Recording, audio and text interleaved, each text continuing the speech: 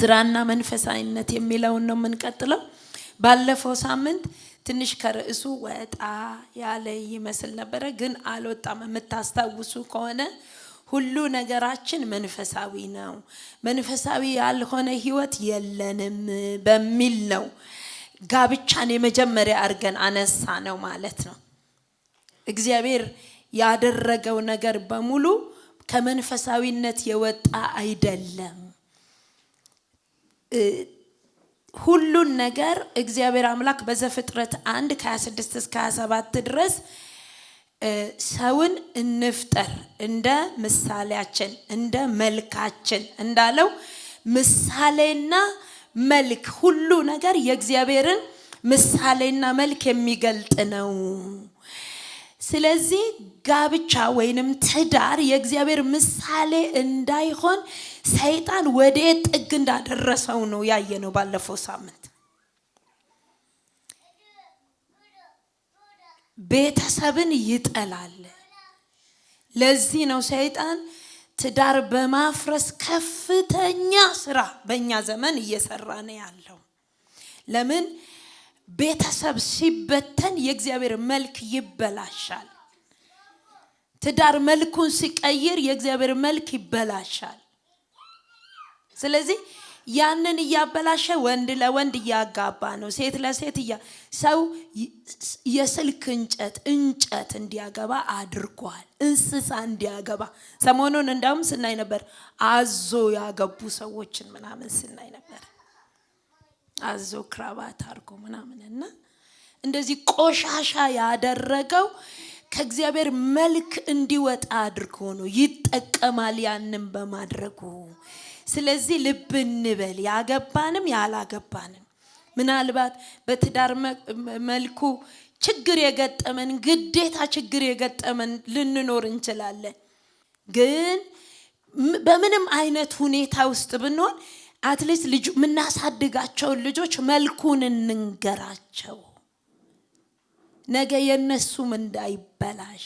የትዳር መልኩ ጀማሪው እግዚአብሔር ምን ለማድረግ? መልኩን ለመግለጥ ነው።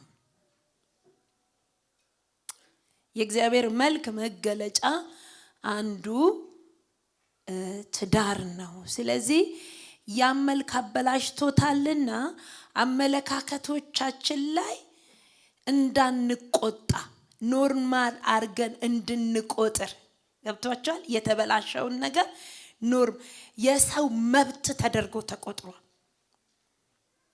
ወንድ ሴት መሆን በሰው እጅ ወድቋል። ሰው በምርጫው ነው ወንድ የሚሆነው፣ በምርጫው ነው ሴት የሚሆነው። ሰው በምርጫው ነው የሚያገባው። ውሻ ላግባ ያለ ሰው መብቱ ነው ተብሏል። አይደለም፣ ህገወጥ ነው። ህገወጥነቱ ደግሞ በኃይለኛ ሁኔታ ከፈጠረው ጋራ ግጭት እየተፈጠረ ነው። ታስታውሳላችሁ? ዘፍጥረት 18 እና 19 የግጭቱ መጨረሻ እሳት ከሰማይ እንዲዘንብ ነው ያደረገው እግዚአብሔር። በሰዶምና በጎመራ ላይ እሳት ነው ያዘነበው። ስለዚህ ምንድነው እያለን ያለነው?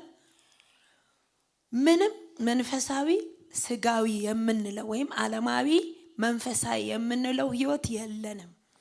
ሁሉ ነገር መንፈሳዊ ነው። ስራ መንፈሳዊ ነው። ትዳር መንፈሳዊ ነው። ትምህርት መንፈሳዊ ነው። ስልጣን መንፈሳዊ ነው። ዳኛ መሆን መንፈሳዊ ነው። ሐኪም መሆን መንፈሳዊ ነው። መንገድ መጥረግ መንፈሳዊ ነው። ሰው ቤት መስራት መንፈሳዊ ነው። ሰው ቤት የሰሩ ጀግኖች ስላሉ በጣም እነሱ ባይኖሩ በጣም ለመስበክ የምንቸገር ይመስለኛል። ሰው ቤት ሲሰሩ የነበሩ ሁለት ታላላቅ ሰዎች አሉ። አንዱ ዮሴፍ ነው። ሌላው ያቺ የ10 ምናምን እድሜ ያላት በሶሪያ ጦር ጀነራል ቤት የምትሰራው ልጅ ናት።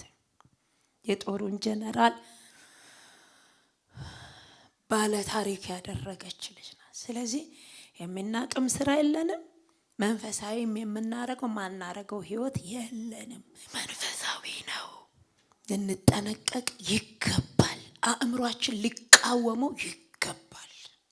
ወጣቶች የትም ሀገር ብትሄዱ የትም አይነት ህብረተሰብ ውስጥ ብትሆኑ ብዙ መማር የሰለጠነ ዓለም ላይ መኖር ያደጉና የሰለጠኑ ዓለማት የፓስፖርት ባለቤት መሆን ከእግዚአብሔር ፈንጠር የሚያደርገን ሊሆን አይገባም። የትኛውም አይነት እውቀት ሲኖረን የእውቀት ሁሉ ባለቤት በሆነው በእግዚአብሔር ፊት የትኛውም ህብረተሰብ መካከል ብንኖር ስለዚህ አይደለም ብለን ካላመረርን በስተቀር ቀስ እያለ አእምሯችንን እያለሰለሰው ነው ያለው ሰይጣን። ቀስ እያለ ምን ይደረጋል እንግዲህ እንዳንቆጣ እንዳንጠየፍ እያደረገ ነው ያለው። ምርር እንዳንልበት ሆን እንዳንልበት እያደረገ ነው ያለው። ስለዚህ ልንማረርበት ይገባል። ግጭቱ ከእግዚአብሔር መንግስት ጋር ስለሆነ ግጭቱ ሁሉን ነገር መልካም አድርጎ ከፈጠረው ከእግዚአብሔር ጋር ስለሆነ በሚል ነው እንጂ ከርዕሱ ባለፈው ሳምንት አልወጣንም። በእርግጥ መንፈስ ቅዱስ ወደሚፈልገው አቅጣጫ ሄዷል፣ ግን ከዛ አልወጣንም ማለት ነው። ስለዚህ ሁሉ ነገራችን መንፈሳዊ ነው ብለን በትዳር ጀመርን ማለት ነው። ትዳር መንፈሳዊ ነው። የትዳሩ ባለቤቶች አይደለንም። በምንፈልግበት ጊዜ የምናቆም፣ በምንፈልግበት ጊዜ የምንቀጥል። ምን ታመጣለች ደግሞ ምን ያመጣል ደግሞ የምንለው ጉዳይ አይደለም። የእግዚአብሔር ነው። መብቴ ነው ሴት ማግባት የምንልበት አይደለም።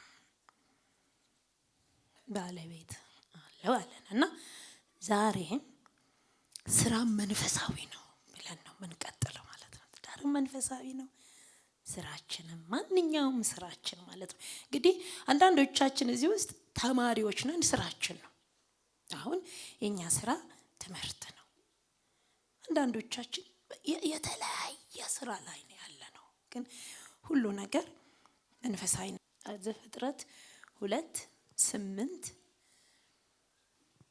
እግዚአብሔር አምላክም በምስራቅ በኤድን ገነትን ተከለ፣ የፈጠረውንም ሰው ከዚያው አኖረው። እግዚአብሔር አምላክም ለማየት ደስ የሚያሰኘውን ለመብላትም መልካም የሆነውን ዛፍ ሁሉ ከምድር አበቀለ፣ በገነትም መካከል የሕይወትን ዛፍ መልካምና ክፉን የሚያስታውቀውንም ዛፍ አበቀለ። ወንዝም ገነትን ያጠጣ ዘንድ ከኤደን ይወጣ ነበር፣ ከዚያም ለ4 ክፍል ይከፈል ነበር። የአንደኛው ወንዝ ስም ፊሶን ነው፣ እርሱም ወርቅ የሚገኝበትን የኤውላጥ ምድርን ይከባል። የዚያም ምድር ወርቅ ጥሩ ነው፣ ከዚያም ሉልና የከበረ ድንጋይ ይገኛል። የሁለተኛውም ወንዝ ስም ጊዮን ነው፣ እርሱም የኢትዮጵያን ምድር ሁሉ ይከባል። የሶስተኛውም ወንዝ ስም ጤግሮስ ነው፣ እርሱም በአሶር ምስራቅ የሚሄድ ነው። አራተኛውም ወንዝ ኤፍራጥስ ነው። እግዚአብሔር አምላክም ሰውን ወስዶ ያበጃትም ይጠብቃትም ዘንድ በኤድን ገነት አኖረው። በቃናል። ከዛ 18 ደግሞ እግዚአብሔር አምላክም አለ፣ ሰው ብቻውን ይሆን ዘንድ መልካም አይደለም፣ የሚመቸውን ረዳት እንፍጠርለት። ከዛ ደግሞ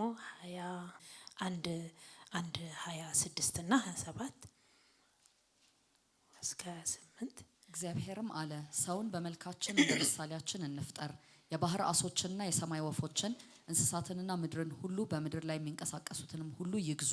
እግዚአብሔርም ሰውን በመልኩ ፈጠረ፣ በእግዚአብሔር መልክ ፈጠረው፣ ወንድና ሴት አድርጎ ፈጠራቸው።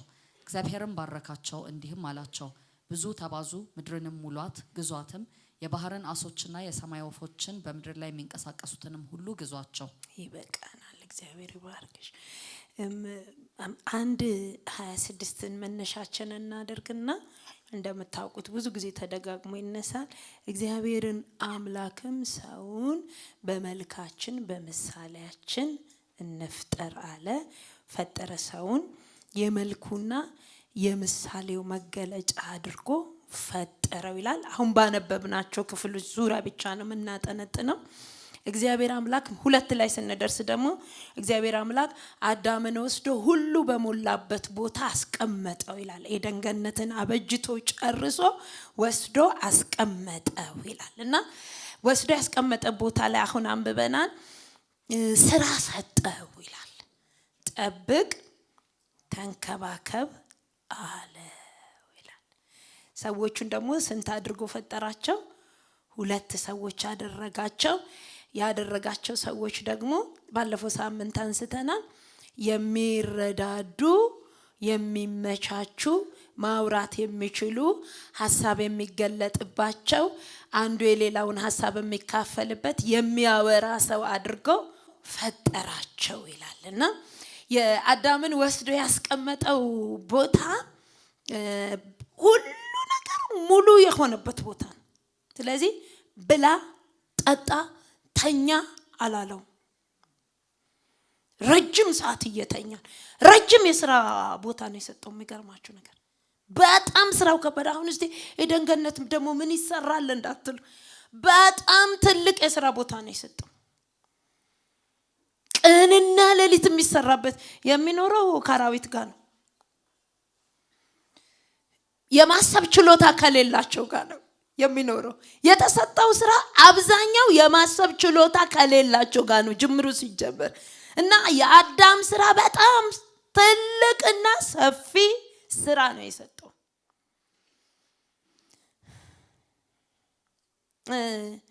አንዳንድ ጊዜ ሳናውቅ በረከት የምንለው ጥሩ መብላት፣ ጥሩ መተኛት፣ ረጅም ሰዓት አለ መተኛት እንደ እርግማን ወይም ደግሞ እንደ ጭቆና ወይንም ደግሞ እንደሆነ ነገር ነው የምንቆጥረው። በተለይም የሆነ እድሜ አለ መሰለኝ፣ የሆነ እድሜና የሆነ እድሜ አለ ይመስለኛል ሰው ዝም ብሎ መተኛት የሚፈልግበት እድሜ፣ በቃ መተኛትን በረከቱ አድርጎ የሚቆጥርበት። ማረፍ እፈልጋለሁ፣ በቃ ደስ ምን፣ ከዛ ክትፎ ይቀርባል፣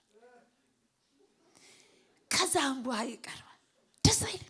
የምትፈልጉት ሆቴል መሄድ፣ የምትፈልጉት ቢች መሄድ፣ መዝናናት ብቻ። በነገራችን ላይ እርግማን ነው። ሰው የተመጠነ ሰዓት እንዲተኛ፣ የተመጠነ ሰዓት እንዲሰራ ነው የተፈጠረው። በጣም ወገኖች ብትመረምሩ የእግዚአብሔርን አደራረግ ለሁሉ ነገር ልክ አድርጎ ነው የሰራው። ልክ እስቲ ዝም ብላችሁ ተኙ መጨረሻ ላይ እንሞታለን። ዝም ብለን አሁን ብንበላ መጨረሻ ላይ እንሞታለን። አበላልም ምረጡ የተባልነው እኮ ለዚህ ነው። ጤና አይሰጠንም። ጤና የሚኖረው ሰው ሲሰራ ነው። ስራ ደግሞ መንፈሳዊነት ነው፣ መንፈሳዊም ነው። ስለዚህ ምናልባት በጣም ብዙ መተኛት፣ ያው እኔ መተኛትን በጣም የምቃወም ነው የሚመስላችሁ፣ ግን እኮ አይደለም። መጠን አለው ነው እኮ ነው። ለምንድን ነው በቀን የምትተኙት የምለው ወጣቶች? ለዛ እኮ ነው። በቀን አትተኙ፣ ስራ ለራሳችሁ ፍጠሩ የምለው ለዛ ነው። የግድ እኮ የሆነ መስሪያ ቤት መግባት የለብንም እኮ። መጽሐፍ ቅዱስ በሚገርማችሁ ነገር እንደዚህ ካደረጋችሁ ይለናል ጴጥሮስ፣ ስራ ፈቶች አትሆኑም። ቢሮ ካልገባችሁ ስራ ፈቶች አትሆኑ። ስራ የትም ነው ያለው ታውቃላችሁ፣ በየቦታው ነው ያለው። ስለዚህ እግዚአብሔር አምላክ ስራ ሰጠው ይልና እዚሁ ዘፍጥረት ላይ ደግሞ ምን አደረገው ይላል? ስልጣንም ሰጠው ይላል። ስራ ስልጣን፣ ይገርማል። ምድርን ግዟት፣ ሁሉ ነገር ይፍራችሁ ብሎ ለአዳምና ለሔዋን ትልቅ ስልጣን ሰጠው ይላል። ስራውም ስልጣኑም ኃላፊነትና ተጠያቂነት ያለው ነው። እግዚአብሔር የሰጠው ስራ ኃላፊነት አለው፣ እንደገና ተጠያቂነት አለው። ከዚህ ከሁለቱ የወጣ አይደለም ለአዳምና ለሔዋን የተሰጣቸው። የመጀመሪያውን እስቲ ጠብቅና ተንከባከብን እንመልከተው። ጠብቅ ስራ ነው፣ መጠበቅ ስራ ነው። እዚህ በር ላይ ስትቆሙ ወገኖች ከብዙ ሰው ጋር ትጋጫላችሁ። ስታስተናግዱ፣ አሁን አስተናጋጅ ያልሆናችሁ አይገባችሁም እንጂ ስታስተናግዱ እባክህ ወደፊት ቁጭ ብን፣ እዚህ ነው የሚፈልገው ይላችኋል። ስራ ነው። ቁጣ ሁሉ ትቀምሳላችሁ። ወደ ኋላ ለምን ብለህ እኔን ከፊት የምታነሳው ስራ ነው።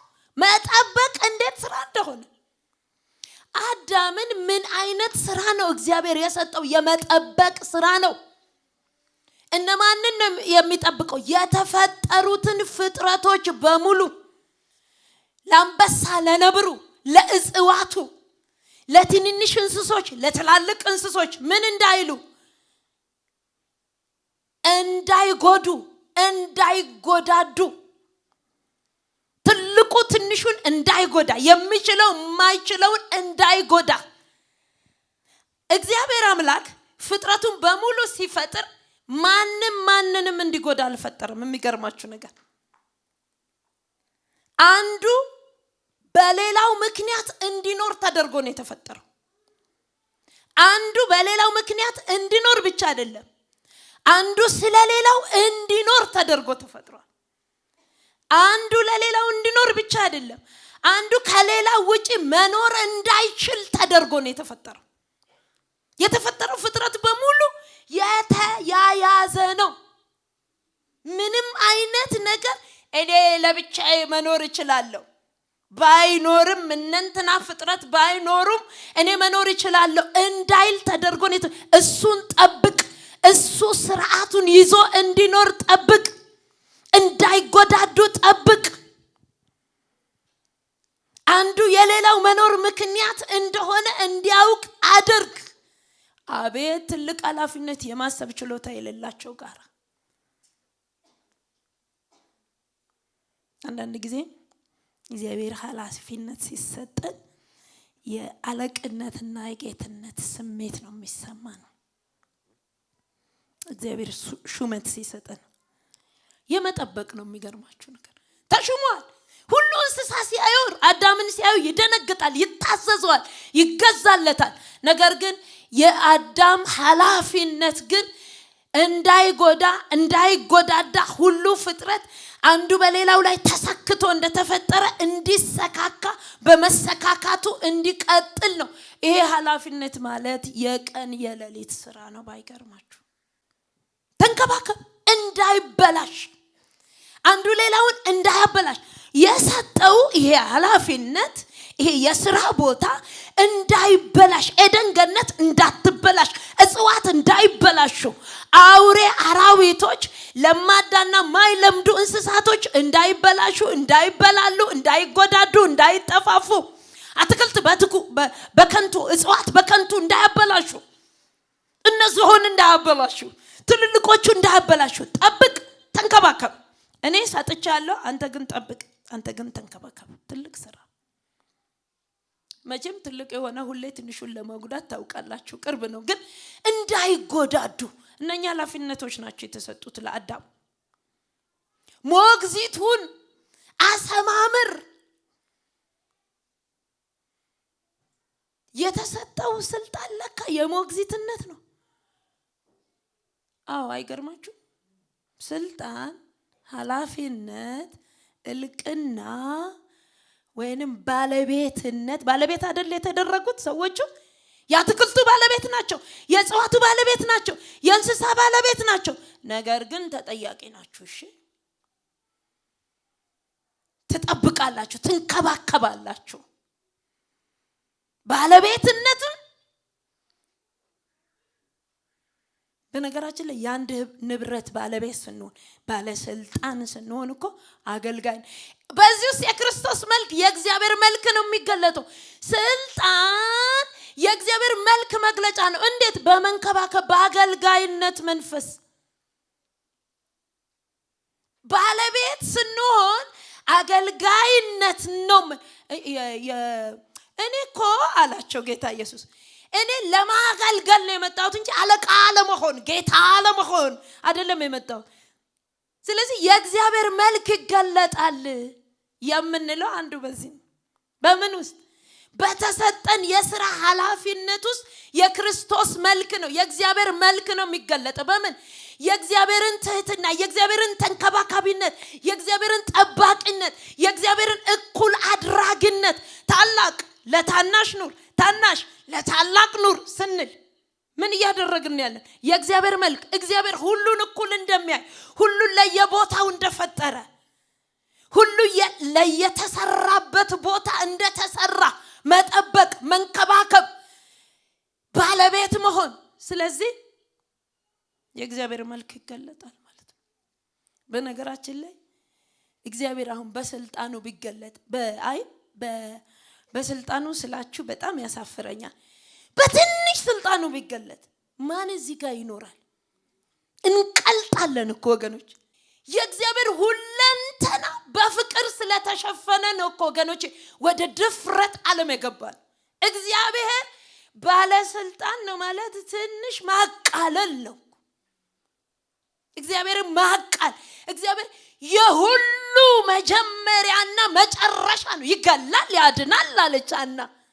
ድሃ ያደርጋል፣ ባለጸጋ ያደርጋል። ግን አንድም ቃል አንተ ገላሃለሁ፣ አንቺ አዳህያለሁ ምናምን ብሎ አልተገለጠም። ዛሬም ይለምናል። የክርስቶስ የእግዚአብሔር መልክ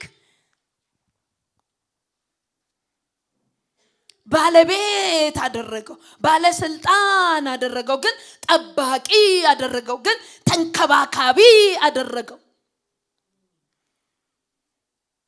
ቤተሰባችን እንደፈለገ ምን ቀደውና ምን ሰፋው ቤተሰብ እኮ አይደለም።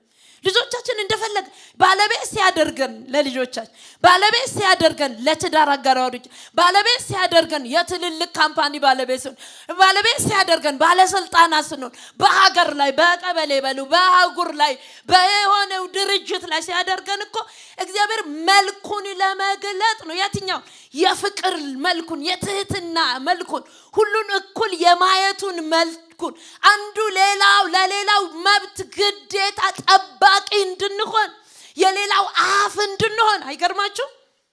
የማይናገረው ልንናገርለት፣ አቅም ለሌላው እኔ ያለሁልህ ልንልለት፣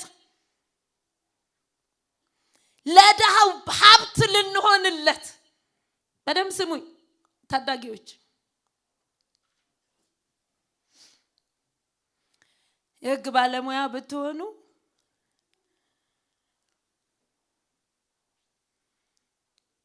እግዚአብሔር ምን እያላችሁ ነው ያለው?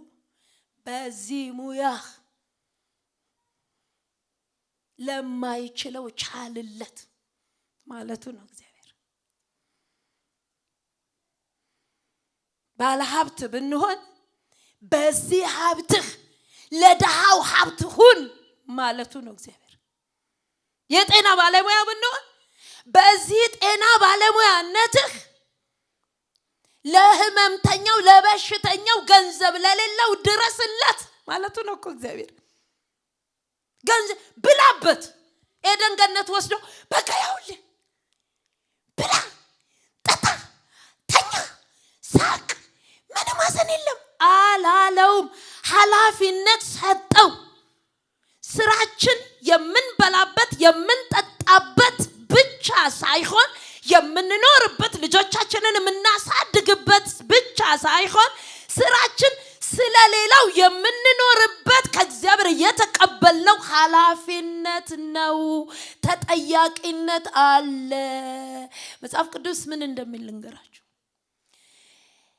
ካህኑ እገሌ ባለበት፣ ንጉሱ እንትና በሚገዛበት ዘመን ይልና የእግዚአብሔርን ሐሳብ ሲጽፍ ታገኛላችሁ። ኢየሱስ ክርስቶስ የተወለደበትን ዘመን ሲናገር ማን ካህን እንደነበረ፣ ማን ንጉስ እንደነበረ፣ ከቤተ መንግስት የወጣውን አዋጅ ጭምር ምን ማለቱ መሰላችሁ? እነኚህ ሁሉ ከኃላፊነት መሸሽ ከተጠያቂነት መሸሽ አይችሉም ያለ ነው። ክርስቶስ ኢየሱስ በተገደለበት ዘመን እኔ ተጠያቂ አይደል? ምን አጠፋው? ንጉስ ነኝ። እነንትና ናቸው የከሰሱት፣ አይሁዶች ናቸው የሰቀሉት። እኔ ምን አጠፋው ማለት አይችልም። ጲላጦስ አይችልም። ሄሮዶስ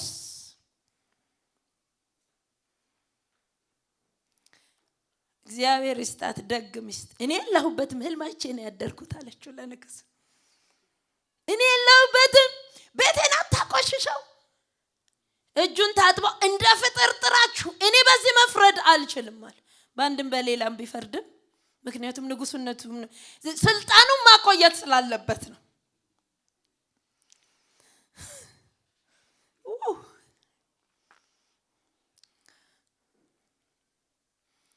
ስልጣናችሁ ማቆየት ይሻላችኋል ወይስ ኑሯችንን ማዳበር ይሻለናል ወይስ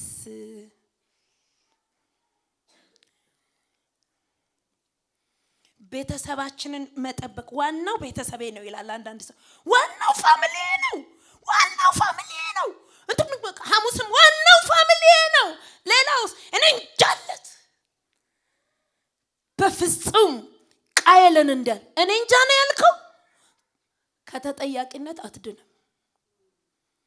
እኔ ምን አውቄ? ለራሱ ነው የሚኖረው። የኔና እሱ ስራ አይገናኝም። አንዱ አርቢ ነው፣ አንዱ አራሽ ነው። አንዱ ገበሬ ነው፣ አንዱ ርቢ ላይ ነው የተሰማራ። በምን እንገናኛለን? እኔ በሰሜን ነው የምሄደው፣ እሱ በደቡብ ነው የሚሄድ። ተጠያቂ ነህ።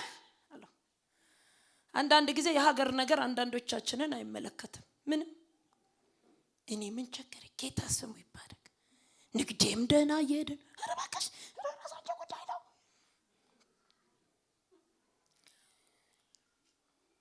የጎረቤት ነገር ምናምን አሁን ሀያት እያለን ሰርጉ ማን እንዳገባ ማን እንደሞተ ምናምን አናውቀው።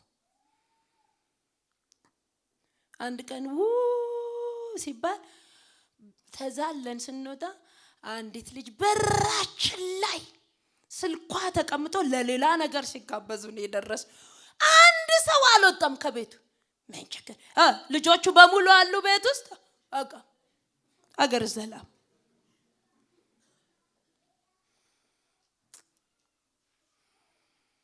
አንዳንዶቻችን የተቀጠርንበት ድርጅት የሥራ ቦታችን ብቻ ጋር ድርጅቱ ከሰር ጌታ ይመስገን ደህና ወፈር ያሉ ዲግሪዎች አሉ። እኔ የተማርኩት ትምህርት ቤት ዩኒቨርሲቲ ነው። ስለዚህ ከዚህ አልተሳካላቸው ባለ ድርጅቶቹ በሉ ደህና ነው። እኔ ሳይበለሻሽ ድርጅት ክርስቲያን ሆነን እኮ አይመለከተንም። እግዚአብሔር ሆይ በረከት እኮ ነው ክርስቲያን። ኃላፊነት ያለንበት ቦታ ተጠያቂነት ያለበት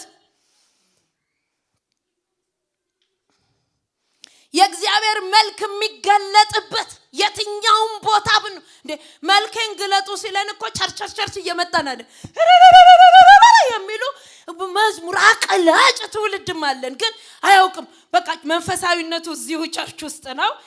ክርስቲያኖችን ሲያገኝ በጣም ጥሩ ሰላምታ በክርስቶስ እጸልያለሁ፣ ጌታ ስሙ ይባረክ።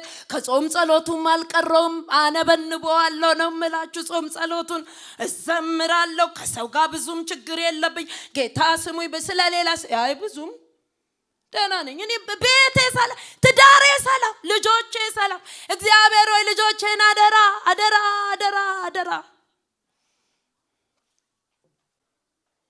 የእግዚአብሔር መልክ የመጀመሪያው መገለጥ ያለበት ከቸርች ውስጥ ነው። በነገራችን ላይ በትክክልም የእግዚአብሔር መልክ የሚገለጠው ውጪ ነው። የሚገርማችሁ ነገር እዚህማ ብዙም እኮ አንነካካም። ቆቆ አሁን ካሰባችሁት ሞኞች ሆናችሁ ነው እንጂ የምንነካካው እኮ እዚህ እኮ የሚያነካካ ነገር የለም። የሚገርማችሁ ነገር እንደውም ጸባይ ያሳምረን ሁሉ መሄድ እንችላለን። ያው ቀርብስንም አገልግሎቱንም አንፈልገው እንዳንነካካ ነው። ስለዚህ ስራችን መንፈሳዊ ነው ያልነው እግዚአብሔር እንደ መልካችን እንደ ምስየት አንበሳጋ እንደ መልካችን እንደ ምስየት ማሰብ የማይችሉት ጋር እንደ መልካችን እንደ ምሳሌያችን የት ከሔዋን ጋር ሲኖር እንደ መልካችን እንደ ምሳሌያችን የት ቃየንና አቤል አንድ ላይ ሲኖሩ ሚቀናኑ ሰዎች አንድ ላይ ሲኖሩ መልክና ምሳሌ የሚቀናብን ሰው ሲኖር የእግዚአብሔር መልክ መግለጥ የት ስራችን ቦታ ትምህርታችን ቦታ ትዳራችን መካ ከጎረቤት ጋር ስንኖር የትኛውንም አይነት ከፍተኛና ዝቅተኛ ስራ ስንሰራ የእግዚአብሔር መልክ የሚገለጥበት የእግዚአብሔርን ምሳሌ የምናሳይበት ቦታ የስራችን ቦታ ነው። ክርስቲያኖች ቅዱሳኖች ስሙኝ። በምን የእግዚአብሔር መልክ ርህራሄ፣ ፍቅር፣ እኩል ማየት፣ ትንሹ በትልቁ እንዳይበላ መከላከል፣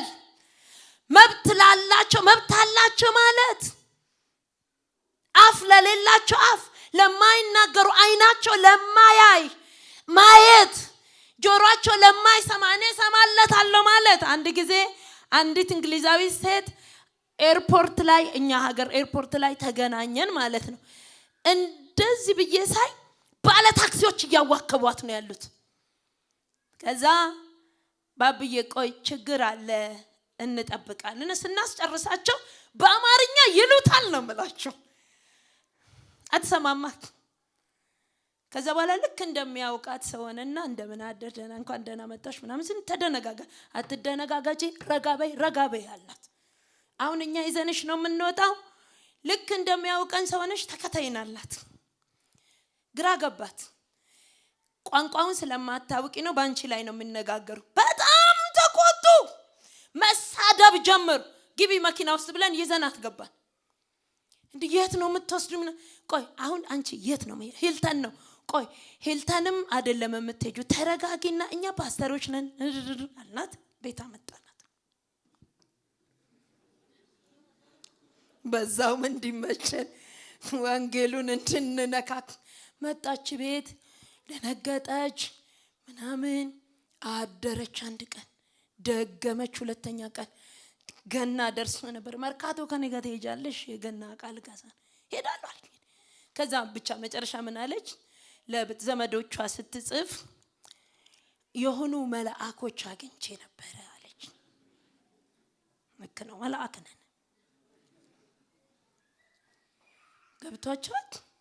አንዳንዶቻችን ነጣጥባ ይንቀሏን ይህን የሚያረጉትን እና ብዙ ጊዜ እንደዚህ ተጎድቻለሁ። ጣልቃ እየገቡ ገብቷቸው ግፍን የምንከላከል የትም ቦታ ስንገኝ ችላ ማንል ግፍ ሊቆጨን ይገባል። የትኛውም ቦታ እኔ ዳኛ አይደለሁ ግፍ ዳኛ ነኝ እንጂ ይኸው በቃ ኤርፖርት ላይ ዳኛ ነበርኩ። እዚህ ደግሞ ነሳርዬ ሰፈር ጋር ደግሞ አንድ ሰውዬ ደግሞ አንዷን ልጅ ደግሞ መኪናው ሲደበድብ አትችልም፣ መብት የለም። ለምን መብት የለህማ? እኔው በቃ ዳኛ ነኝ። እንዴት አትችልም? በቃ ሰው ሲደበድብ ኧረ በስመ አብ እንደ እንቁላል ነጋዴ አትፈንከቱ። ግን እውነቴን እኮ ነው ማለት ይቆጫችሁ። ፍትህ የሆነ ሲጓደል ምትቆጩ ሁኑ በሁሉ ቦታ ላይ። ለምን እንዴት በሉ በቃ ከራስ ጋር ብቻ የተያዘ ህይወት ከራስ ወይ አንድ ቀን ትንሿ ሳጥን ውስጥ ከዛ ላጥ ነው የምንለው እኮ ወገኖች። ልናድል ልንታደግ የትኛውም ቦታ እኩል ነው። አይቻልም። ገሌ አይበላም፣ እጽዋቱ አይበላሽ። ዛፍ ሲቆረጥ ሊቆጫችሁ ይገባል። አዳም የዛፍ ጠባቂ ነበር፣ ደንና የዱር አራዊት ጠባቂ የሚባል አሁን የለም መሰለኝ።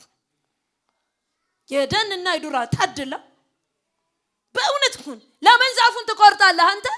ዛፍ እኮ እንዲቆረጥ እግዚአብሔር አይፈልግም። ሲቆረጡም ያለቅሱ ዛፎች እንዳሉ ሰምታችኋል።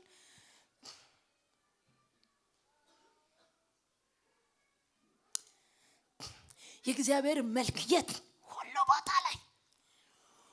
ቦታ ላይ ትምህርት ቤት ገብቶች የተጎዳ ሰው ክፍል ውስጥ ስትመለከቱ ልትጠጉ ልታጽናኑ አትንኳት። ተባባሪ ውሽውሽታ ምን አረጋች? ማሰቃየት ክላስ ውስጥ የሚሰቃዩ አንድ ክላስ ውስጥ የሚሰቃዩ ልጆች አሉ። ሰው ሁሉ የሚገፋቸው የሚጠላቸው። ለነሱ መብት መቆም አይቻልም። አንዳንዶቻችን ከሁሉ ሰው ጋር መኖር ስለምንፈልግ ነው። ገብቷቸው እኔ ምን ቸገረኝ እኔ ኧረ አላረገም ልንጣላላቸው የተፈጠርንበት ነው። በነገራችን ላይ አንዳንዶቻችን እኛ ጋር እስካልደረሰ ድረስ ችግሩ አይመለከተንም። አንዳንዶቻችን እንደውም ተባባሪ ነን። በጣም እናጋግለዋለን ነው የምላችሁ። በቃ ተስማምተን እናጋግለዋለን። ጉዳተኛ እናበዛለን። ለስራ የተፈጠርን ስራችን መጠበቅ መንከባከብ የሆነ ስለዚህ ከየትኛውም ቦታ ይልቅ እንደ ስራ ቦታችን እንደ ስራ መድረካችን ማንም የማይጋፋው መድረካችን ማንም ወረፋ ማያስይዘው መድረካችን የአገልግሎት ቦታችን ስራችን ነው። እንዴት እንደሆነ እያየነው እንሄዳለን። ትምህርት ቤታችን መድረካችን ምን የምናደርግበት የእግዚአብሔርን መልክ የምንገልጥበት ቤተሰባችን መድረካችን ምን የምናደርግበት የእግዚአብሔርን መልክ የምንገልጥበት ነገረኛ ጎረቤታችን መድረካችን ምን የምናደርግበት የእግዚአብሔርን መልክ የምንገልጥበት ማንም አይከለክለን። ይሄን መድረክ እስቲ ወረፋ ያዙ ከዛሬ ጀምሮ እዚህ መድረክ ላይ አትቆሙ ምናምን አይባልም። እዛ የተጠራ ነው እዚህ ጋር ነው ወገኖች። ሁሉ ቦታ መድረካችን ትምህርት ቤት መድረክ፣ ትዳር መድረክ፣ የሥራ ኃላፊነት መድረክ፣ ስልጣን መድረክ ምን የምናደርግበት ጌታን የምናገለግልበት። እንደ መጽሐፍ ቅዱስ እኮ ሮሜ ላይ እኮ ሲዘጋው ምን ይላል መሰላችሁ? ሁላችንም የልጁን መልክ እንድንመስል የእግዚአብሔርን መልክ መምሰያ ቦታችን የሥራ ቦታችን ምን አይነት የሥራ ቦታ እዩ። ትንቢተ ዮናስ ምዕራፍ 1 ቁጥር 8 ላይ እንደዚህ ጥያቄ ጠየቁት። መርከቡ ሲናወጥ ሌላ ቦታ አንብቡ ከፈለጋችሁ ጻፉ። አንተ ግን ማን ነህ አሉት። ስራህ ምንድነው አሉት። አያችሁ ስራህ ምንድነው? ማን ነህ አንተ ሲል ስለ ስራውና ስለ ማንነቱ ሲናገር እኔ ሰማይና ምድር የፈጠረውን ነው ማመልከው። ዕብራዊ ነኛል። ስራዬ ማምለክ ነው። ማንን? እግዚአብሔርን። በነገራችን ላይ የሥራ ቦታችን ያምልኮ ቦታችን ነው። ቸርች አይደለም ማምልኮ ቦታችን። ቸርች የእግዚአብሔርን ጸጋ ለመካፈል የምንመጣበትና ህብረት የምንፈጥርበት ወሳኝ ቦታችን ነው። ግን እዚህ የተቀበልነው መልክ የምንገልጥበት መድረካችን የሥራ ቦታችን፣ የትምህርት ቦታችን ነው። በህብረተሰብ መካከል የምንኖርበት አኗኗራችን ነው የአገልግሎት መድረካችን። አገልግሎት እዚህ አይደለም ወገኖቼ፣ እውነቱን ልንገራችሁ። አገልግሎት ያለው የሥራ ቦታችን ላይ ነው። ትምህርት ቤታችን ነው። አገልግሎታችን ትዳር ውስጥ ነው። አገልግሎታችን ልጆች ስናሳድ ምን አድርገን የእግዚአብሔርን መልክ ስንገልጥ እዚህ ማንም መፎከር አያቅተው። ምንም ድምፃዊ የሚል ነበር። አሁን ምንድነው የሚባለው? አርቲስት ነው የሚባለው።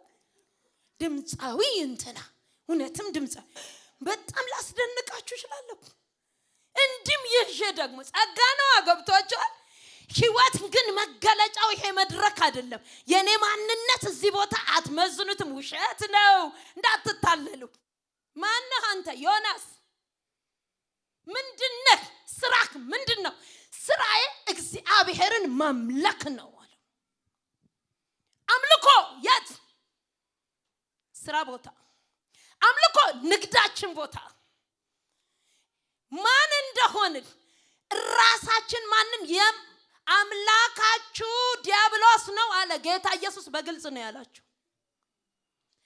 አንተ ሲሉት ምን አንተ ትሉኛላችሁ? ወገባችሁን ይዛችሁ ህይወታችሁ፣ ኑሯችሁ፣ ንግግራችሁ፣ ሐሳባችሁ ነፍሰ ገዳይነት የተሞላ ነው። ስለዚህ እናንተ ለማን እንደሆናችሁ ልንገራችሁ። የአብርሃም ልጆች አይደላችሁ፣ የዲያብሎስ ልጆች ናችሁ። ምክንያቱም ግድያን የሚያስብ ገብቶቻል። እስቲ ግድያ በሉ። መግደል የሚያስብ የእግዚአብሔር ልጅ አይደለም ማለት። ልትገሉኝ እኮ ነው የምትፈልጉት። ይሄ እኮ ዲያብሎስ እኮ ነው በእናንተ ውስጥ ሆኖ ሊገለኝ የሚፈልገው። ተግባራችሁ የመግደል ነው። ስለዚህ የዲያብሎስ ናችሁ። የእግዚአብሔር ልጅነታችን የሚገለጠው ቸርች ውስጥ አይደለም። በደንብ እቺን ያዙልኝ። በቃ በዚህ መልእክቱ ይሄ ትምህርት ካቆመ ምንም ችግር የለውም። በነገራችን ላይ የእግዚአብሔር ልጅነታችን የት ነው የሚገለጠው? ስራ ቦታችን፣ ድርጅታችን፣ የተቀጠርንበት ቦታ፣ የምንቀጥርበት ቦታ፣ የተሰጠን ኃላፊነት፣ ቤተሰብ ውስጥ፣ ዘመዶች መካከል።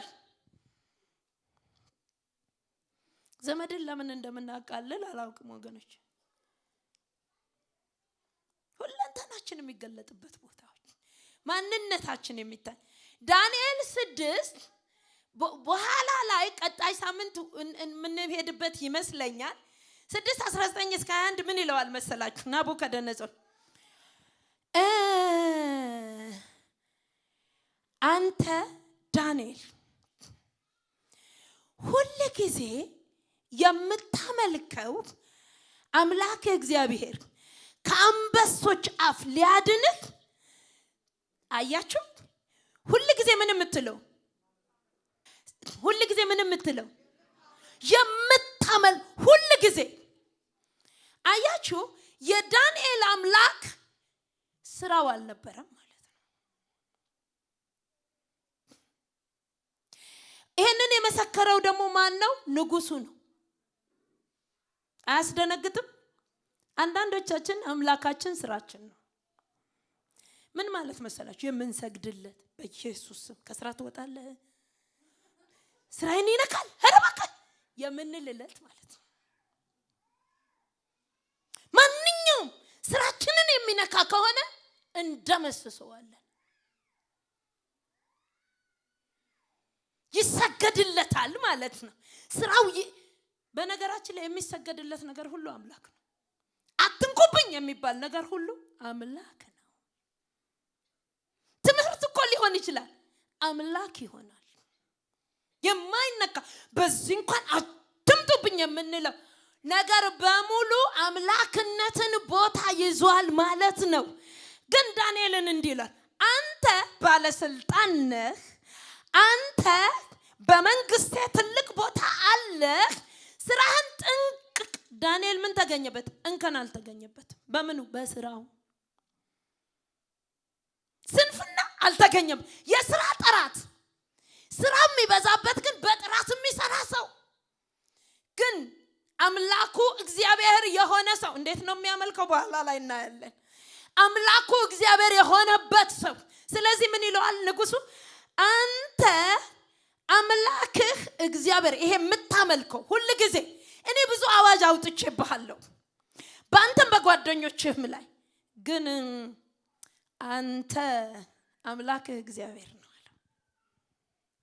እግዚአብሔር አምላኩ የሆነ ሰው ምስጉን ነው። ማምላኩ የሆነ ሰው፣ እግዚአብሔር አምላኩ የሆነ ሰው። እንዴት ባላንስ እንደምናደርግ ስለምናየው እዛ ጋር አትሄዱ። ግን እግዚአብሔር ያንተ አምላክ እግዚአብሔር ነው። ዳንኤል ስልጣን አምላክ አይደለም፣ ስራ አምላክ አይደለም። ከሌላው ምርኮኛ ይልቅ የተሻለ እድል ገጥሞሃል፣ ግን አምላክ አይደለም። አንተ አምላክ ያለ ሰው ነው። አድኖሃል፣ አድኖኛል አለ። ሃሌሉያ!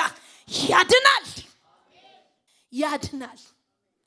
የምታመልኩት በምንም ሁኔታ ውስጥ የአምላክነት ቦታውን ያልነካችሁበት ጌታ በመከራ ቀን ያድናችኋል። በምንም ሁኔታ ውስጥ ኖ የአምላኬን እንኳን አላስነካም የምትሉ አሉ። አንዳንድ ሰዎች የአምላካቸውን ቦታ ማስነኩ። እግዚአብሔር ሲያሳዝን ብታ አንዴ ወንበር ላይ ስናወጣው፣ አንዴ ደግሞ ዛፈሩ ላይ ቁጭ በል እባክህ ለራሴ ስንት ጭንቅ አለብኝ ሲባል፣ ዛሬ አልችልም መጸለይ ስንለው፣ ዛሬ ካንተ ጋር ማውራት ብዙም እንትን የለኝም ስንለው፣ ዋናው ቁም ነገሩ ሰው በምድር ላይ ሲፈጠር ታግሎ ደግሞ እድሜ አሁን 25 ደርሻለሁ ተገለባብጭም ተግንንድን ብዬ እንትን አለ፣ ትዳር አለ፣ ማስበው ብዙ ነገር አለ። ዳንኤል ስራውን ጥንቅቅ አድርጎ የሚሰራ ተራ ሰዎች አይደሉም። ዳንኤልን እኮ ሰበብ የፈለጉበት ባለስልጣኖች ናቸው። እያንዳንዱ የፈረመው ወረቀት፣ እያንዳንዱ የወሰነው ውሳኔ፣ እያንዳንዱ ያዘዘው ትእዛዝ፣ እያንዳንዱ ይሰራ አይሰራ ብሎ ያለው ጥንቅቅ ያለ ሆኖ አገኘው። አሉ ሌላ ምክንያት እንፈልግ ሲሉ የጸሎት ሰዓቱን አያጓድልም፣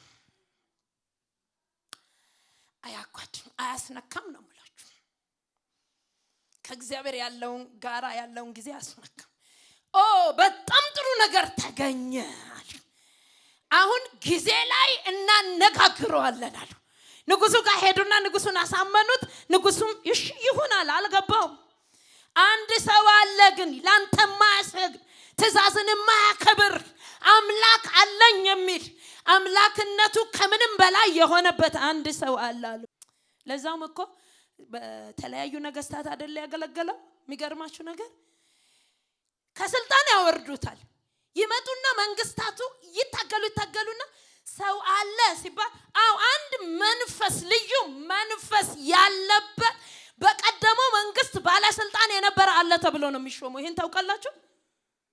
ፖለቲካው ያላጦሰው ማለት እኮ በአንድ ፖለቲካ ያላለሰው በአንድ ዘመን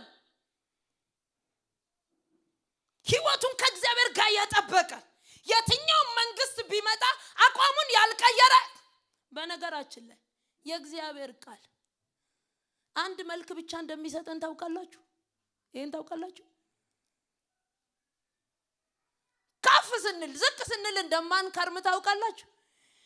ጨዋ ጨዋ ጨዋ አዋቂ አዋቂ የትኛውም ፖለቲካ መጥቶ ቢፈትሻው የኛ እውነት በየትኛውም ፖለቲካና ፖለቲከኛ የማይወዛወዝ እውነት እኮ ነው ያለ። መጽሐፉን ስለማናውቀው ነው። አጨብጭቡ ቅር ቢላችሁ ማለት ለቃሉ ማለት ነው። ዳንኤል እንደዛ መንግስት ይቀየራል ግን ይፈለጋል። በምን ምክንያት? ያኖረው እንደ እግዚአብሔር ቃል ብቻ ስለሆነ ነው። ዳንኤል የሚያደላው ለእግዚአብሔር እውነት ብቻ ነው። ለእግዚአብሔር እውነት አድልታችሁ የሆነ ሰሞን ልትገፉ ትችላላችሁ፣ ግን አትወዛወዙ። ለመኖር ብላችሁ አትወዛወዙ። በቤተሰብ መሃል ተወዛዋሽ ነው እንዴ? እውነትህን ነው ይመስላል ይሄ ነገር ማለት።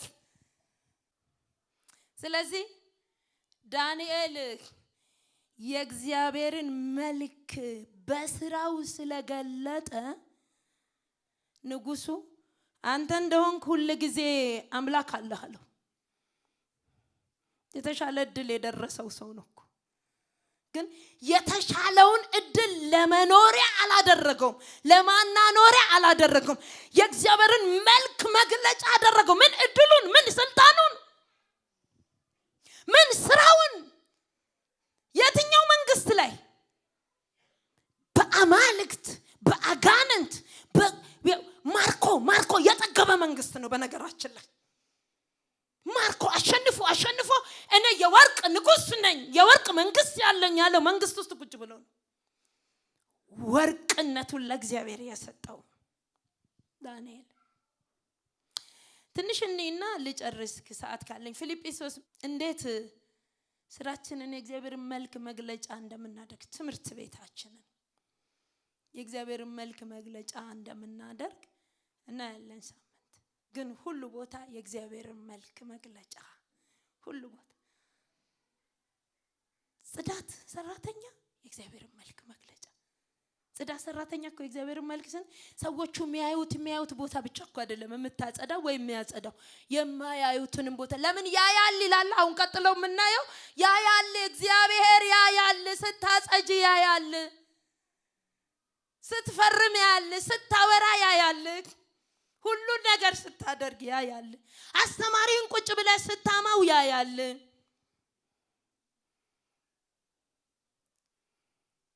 የእግዚአብሔር መልክ መገለጫ የት? ሁሉ ስራ ሁሉ የተሰጠን ቦታ ቤት ውስጥ ስንቀመጥ የእግዚአብሔር መልክ። እኔ ልጆች የሉኝም ብትሉ የእግዚአብሔር መልክ። አሁን ለጣራ ነው ለግርግዳ፣ አረ የእግዚአብሔር መልክ። ትንሽ ኢየሱስ ናት ያለችኝ እኮ የእግዚአብሔር መልክ። በሰላምታ ብቻ እንኳን እንደምን አደራችሁ ኪዮስክ ሱቅ ነው ያለን በለ ሱቅ በደረቴ መስካ አምጣስቲ እሺ አባቴ ደህና አደርግ እንዴት ነው ፈገግ እኮ ሲባል ልጁን ምን ፈገግታ ስለጠፋ ምን ያሳስቀዋል? አምረው ጤነኛ ነው። ትክክለኛው ነገር ጤና ወደ ማጣት መጣ። አይገርማችሁ? አሁን የሚስቅ ፈገግ የሚል ሰው እኮ ስታይ ተቀምጡ ንክ ማለት ነው። እኔ ቅርብ ቀን አንድ ልጅ አየሁኝ አይደለ ባብዬ እንትንም ይሄ ምንድነው ፓርኪንግ እንዴት ደህና ናችሁ ወይ እንደምንድን ናችሁ? ጋሽዬ 5 ብር አመሰግናለሁ። በቃ ደግሞ በተቃራኒው ማን የነገረኝ ደግሞ ማን ይመስለኝ ሰሞኑን ሲነግረኝ ነበር። ብር አልያዝኩም በቴሌ ብር ላስተላልፍልህ ካልሆነ ደግሞ 10 ብር እንካ አልፈልግም። ምን አሳደበው? ብር ልስጥን ያለው ከብቶቻል። የእግዚአብሔር መልክ ነው። ከባቢ ጋር ተነጋገር። አይገርምም? አንዳንዱ ሲፈጥረው እግዚአብሔር አይደል ፓርኪንግ ነው የሚሰራው። ወጣት ልጅ ነው ጭጭ ሲላሏል። በቃ ይበቃል ጋሽዬ በሚቀጥለው ስትመጡ እግዚአብሔር መልክ ነው እኮ። በእውነት እኮ ነው መነግራ። እስቲ ማይበሳጭ ሰው እኛ ሀገር ደግሞ ማይበሳጭ ታገኛላችሁ። አትደነቁም? ተቀምጡ የሚመስሉን ሳይበሳጩ ሲቀሩ ሆነ።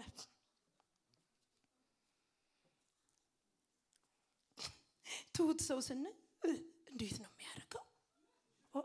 ምን ሆነ ምናምን ይባላል።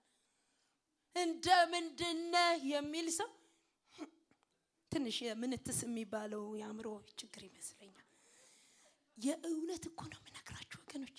የሚያስቅ መሰላችሁ እንዴ? የእውነት እኮ ሰው ትክክለኛውን ነገር ከመርሳቱ ብዛት የተነሳ በሌላው ነገር ከመሞላታችን የተነሳ ትክክለኛው ነገር ህመም እየሆነ ተቀየረ።